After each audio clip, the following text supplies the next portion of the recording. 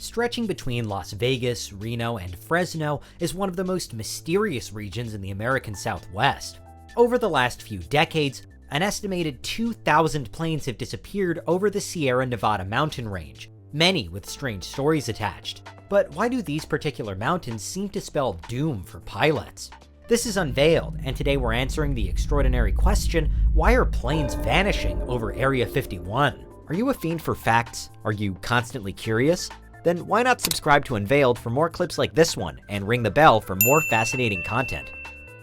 The terrain of the Sierra Nevada is so rugged and hostile that, while there's evidence of indigenous settlements there dating back thousands of years, it wasn't until 1912 that it was fully explored. This was true even at the height of the California gold rush of the 1840s and 50s, when gold was found in the range's foothills.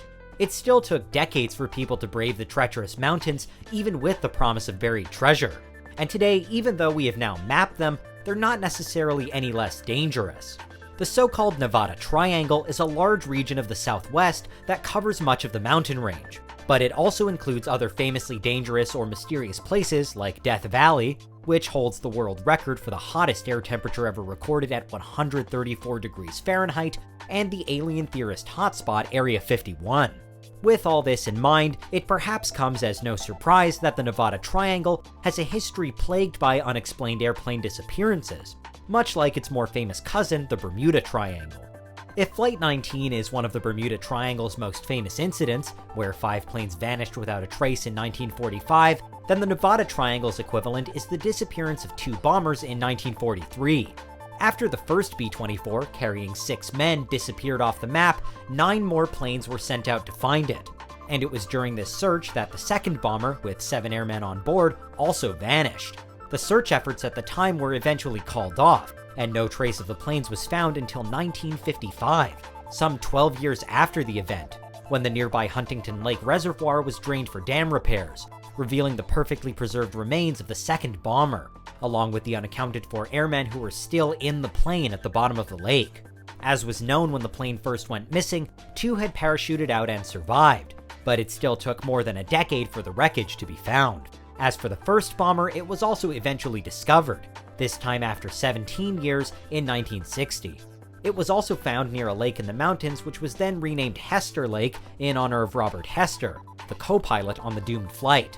Hester's father had never stopped looking for him, but tragically he died in 1959, just a year before his son's plane was finally recovered.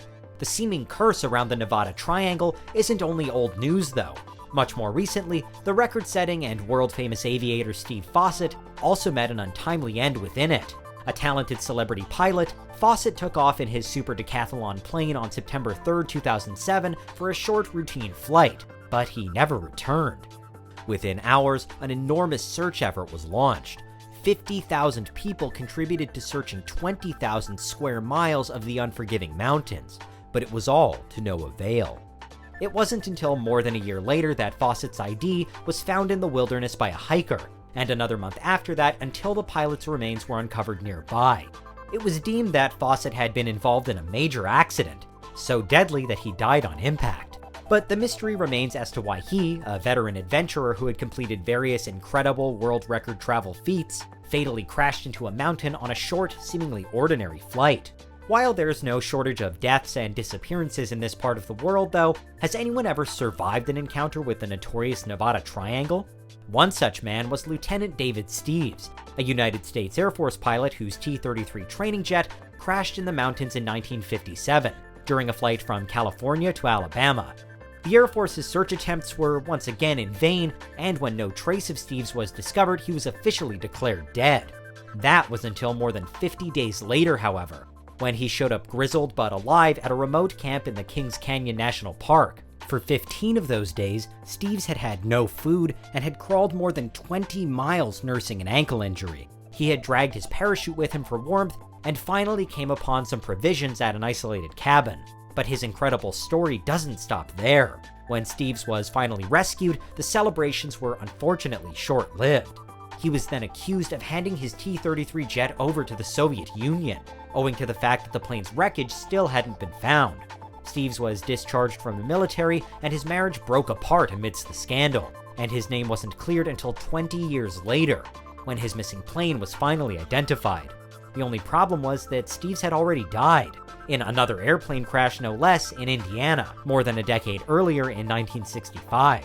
He didn't live long enough to see his reputation restored or his incredible story of survival appreciated.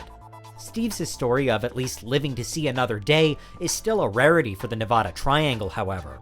While it's much more likely to find and recover a plane here than it is from the Bermuda Triangle's unforgiving waters, it's a region of America which still seemingly claims plenty of lives. So why does this happen? By far, the most mysterious feature of the triangle is the presence of Area 51 right in the middle of it, the USA's most famous and most top-secret military installation at Groom Lake in rural Nevada. Area 51's official restricted airspace constitutes a rectangle measuring 23 by 25 miles. It's a huge area which planes are forbidden from entering, and security is taken incredibly seriously. So much so that when astronauts accidentally took photos of the site in 1974, in what's now known as the Skylab incident, even NASA got in hot water with the CIA.